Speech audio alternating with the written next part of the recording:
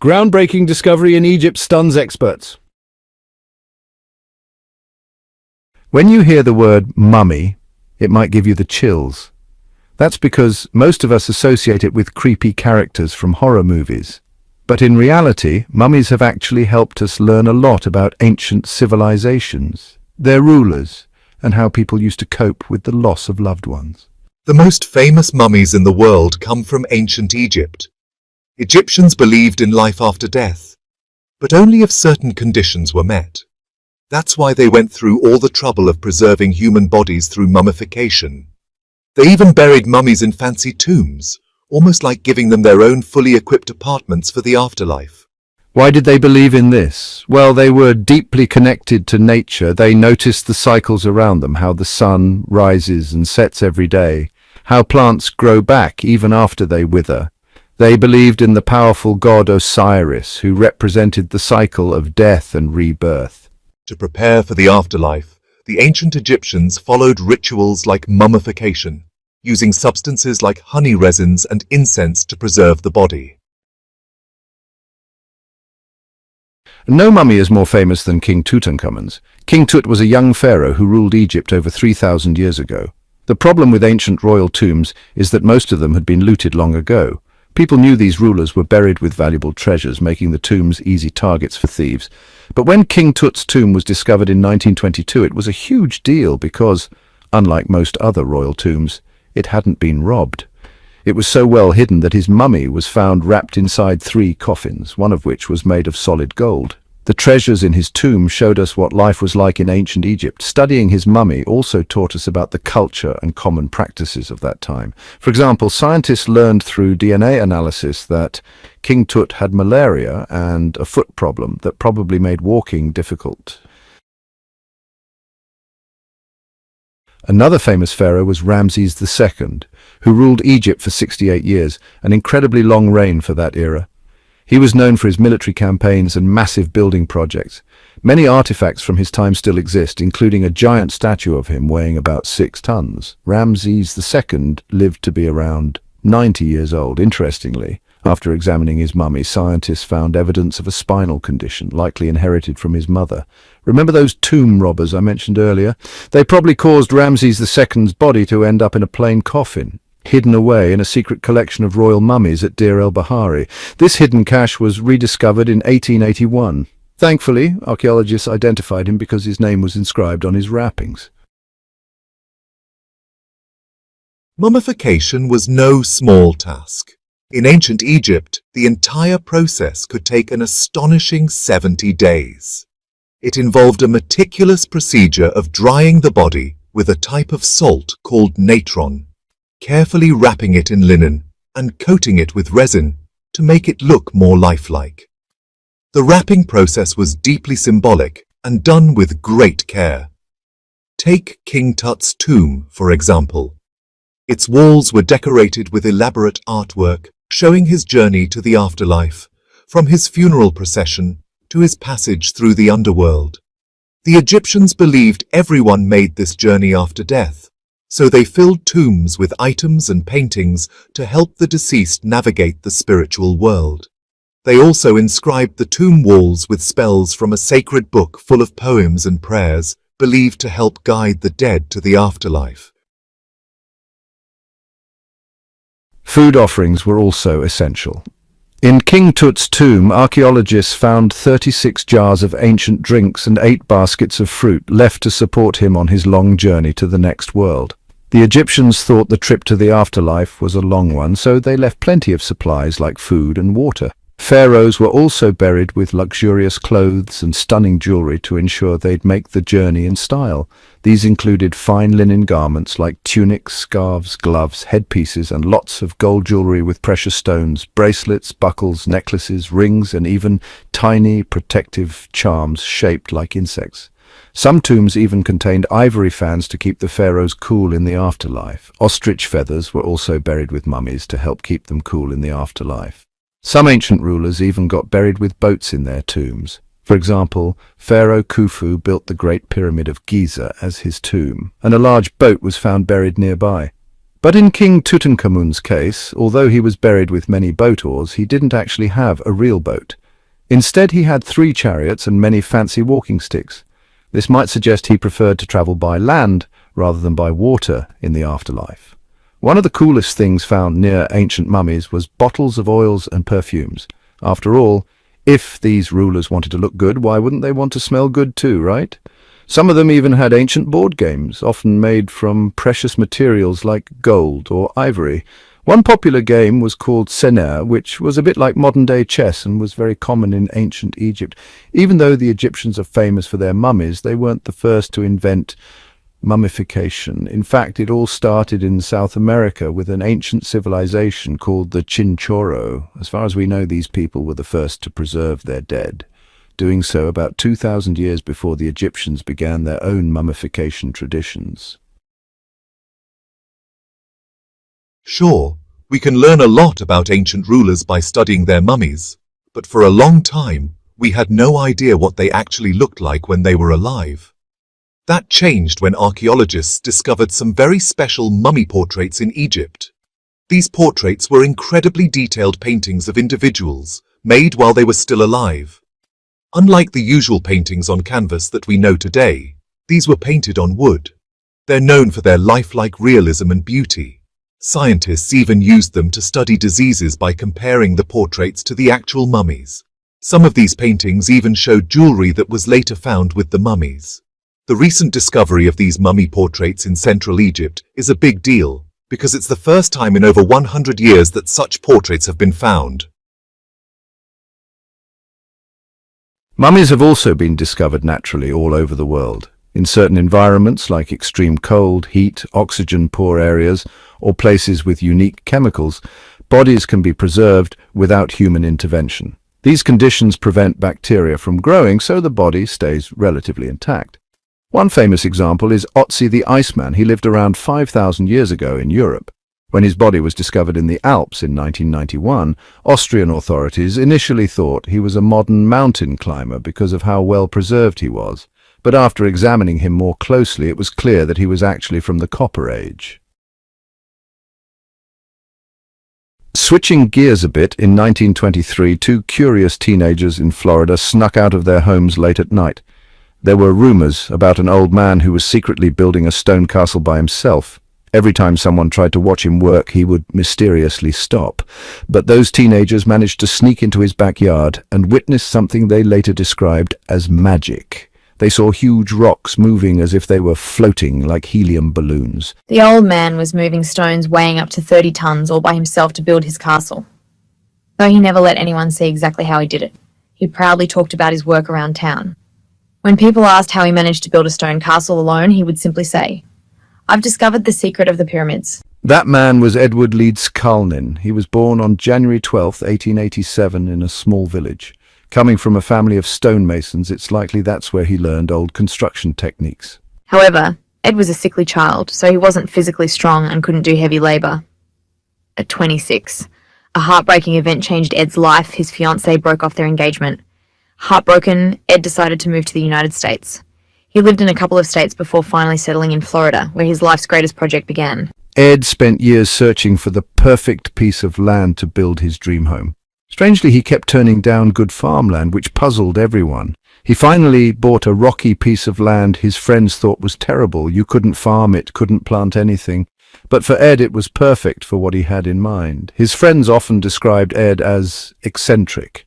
When asked why he wanted to build a home, he would vaguely reply, "It's for my sweet 16. She'll come back one day," and then quickly change the subject. It took Ed about 30 years to finish building what we now call the Coral Castle. He did everything by himself, working only at night, and never let anyone see him during the process. The completed Coral Castle holds a lot of unsolved mysteries. Back then, if you visited the site, the first thing you'd have to do is go through a massive revolving door that was 9 tons in weight and 8 feet tall. But believe it or not, even a small child could push it open with just one finger. Ed was so proud of this door that he originally named the place Rockgate Park. The name was only changed to Coral Castle long after Ed passed away. Once inside, visitors would find themselves surrounded by Ed's incredible creations. Towers, mystical symbols, furniture, and even swing sets, all made entirely from huge solid stone blocks. These stones were simply stacked on top of each other, held in place by their own weight. It's hard to believe, but the entire park weighs in at about 1,100 tons of stone. If you look around Ed's living quarters, you'll even see the simple tools he used to build all of this: chisels, hammers, ropes, and pulleys. What's crazy is that this kind of work would be extremely difficult even with modern machinery, let alone doing it with just basic tools. The big mystery of Coral Castle is how Ed managed to pull it off. The only known photo of Ed actually working shows him using a simple wooden tripod with a chain hoist attached. The tripod itself was made from old telephone poles, with a small wooden box sitting on top. What was inside that box? Well, that's still a mystery to this day. Ed took his secrets to the grave, never telling anyone how he did it.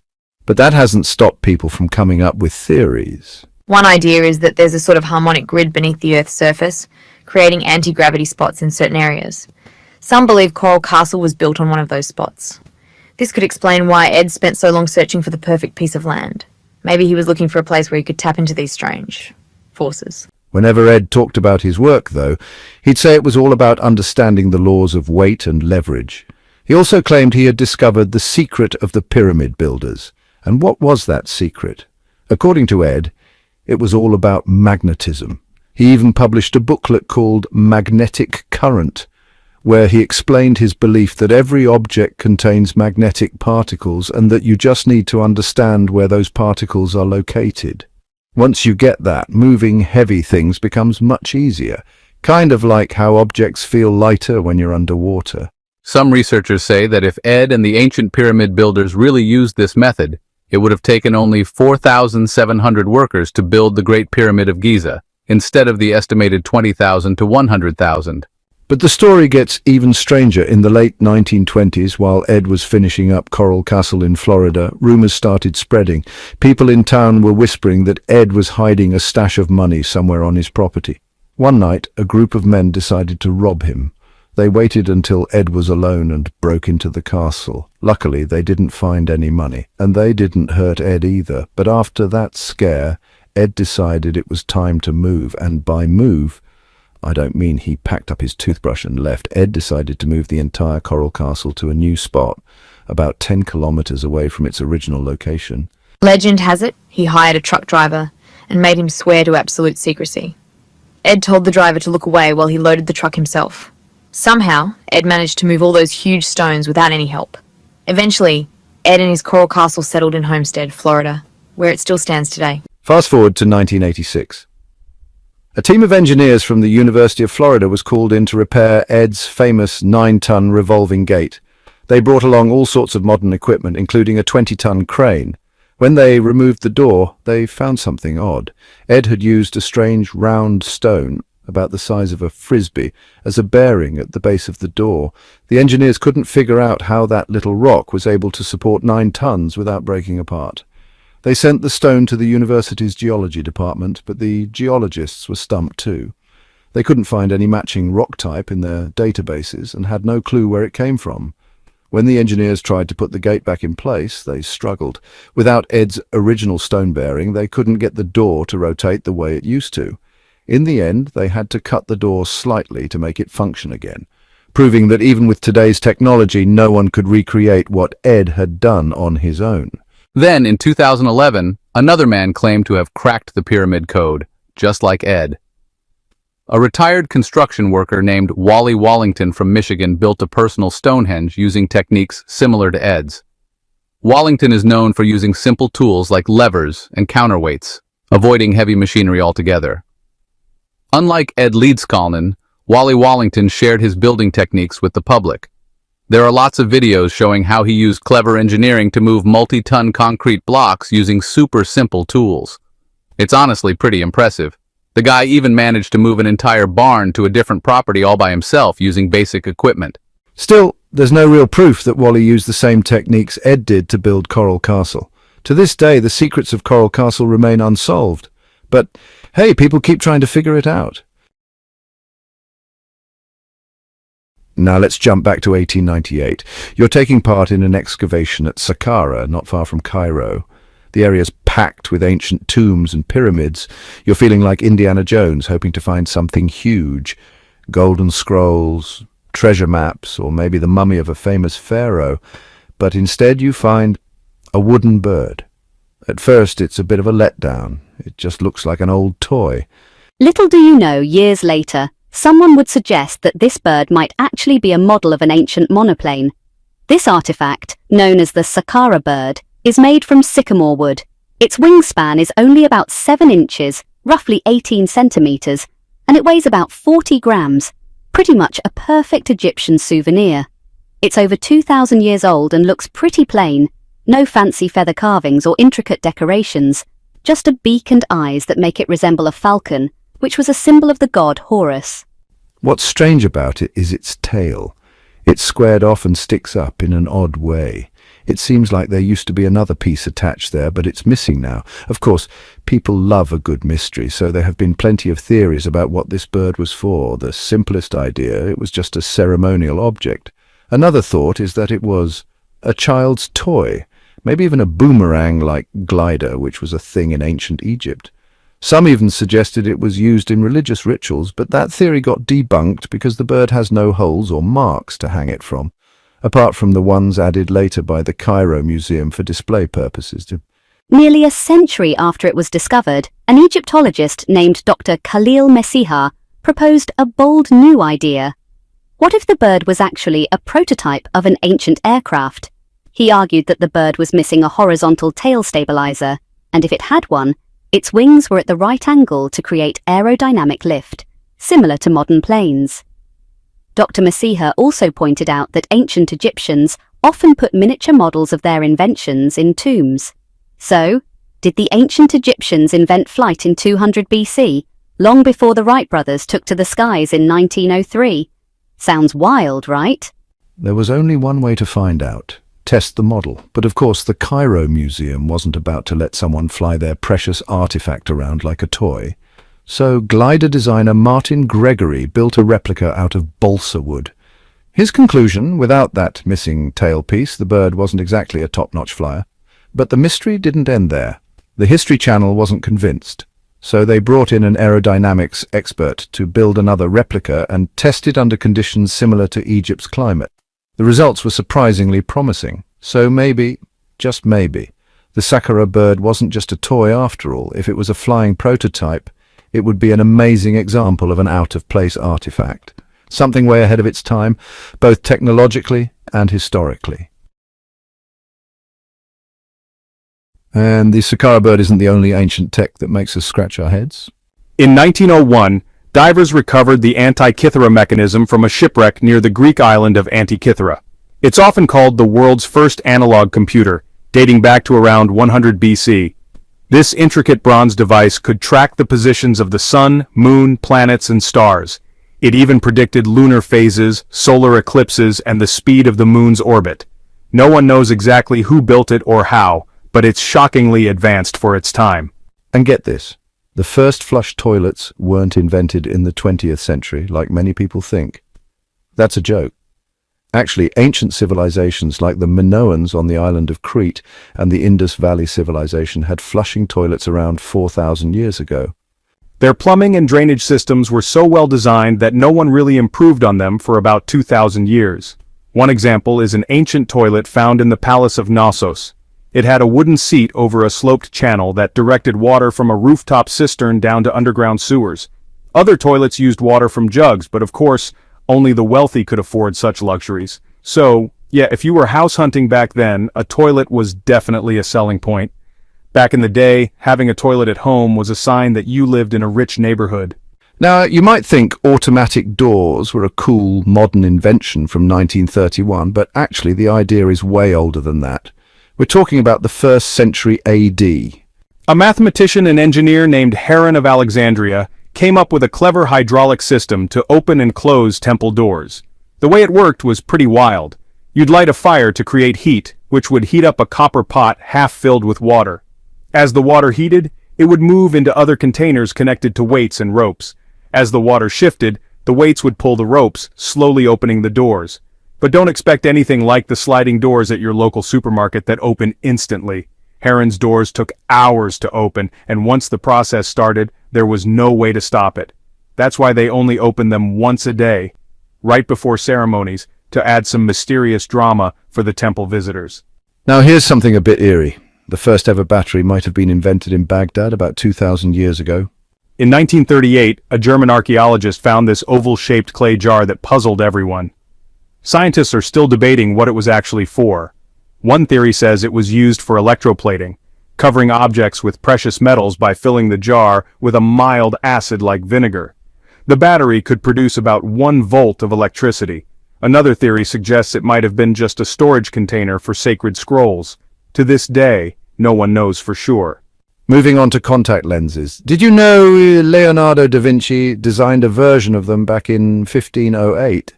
He came up with a glass lens with a funnel on one side which you'd wear filled with water to improve your vision. Sounds pretty uncomfortable, right? About a century later, French scientist René Descartes tried to improve the idea by making a design that would actually touch the eye. He used a glass tube filled with liquid. It did help with vision, but blinking was impossible. Fast forward another 250 years, and advancements in glassmaking finally allowed scientists to create contact lenses that fit the eye better and let people blink while wearing them.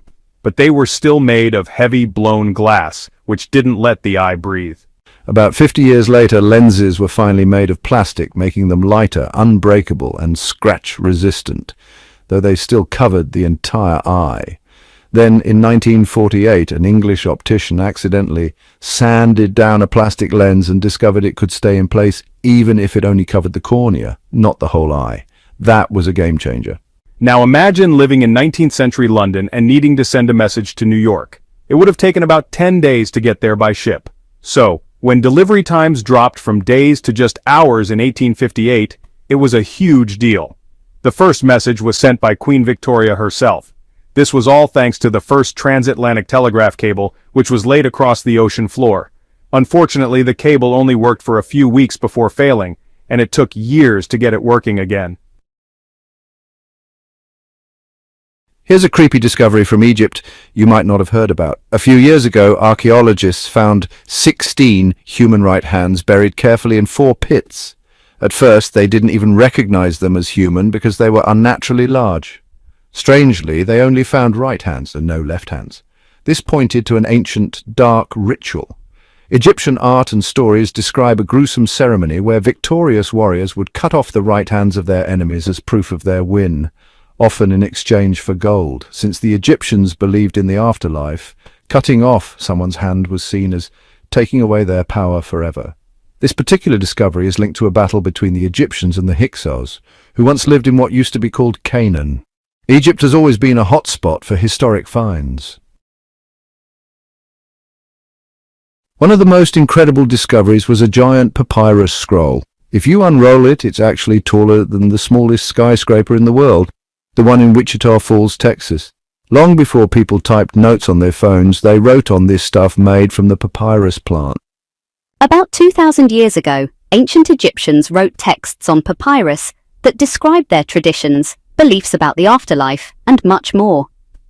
One particular scroll is considered one of the most important ancient texts from Egypt, and believe it or not, it's still sold in bookstores today. Subscribe and journey into the forgotten past with us. Like, share and support the quest to uncover the truth buried under the sands. See you next time. History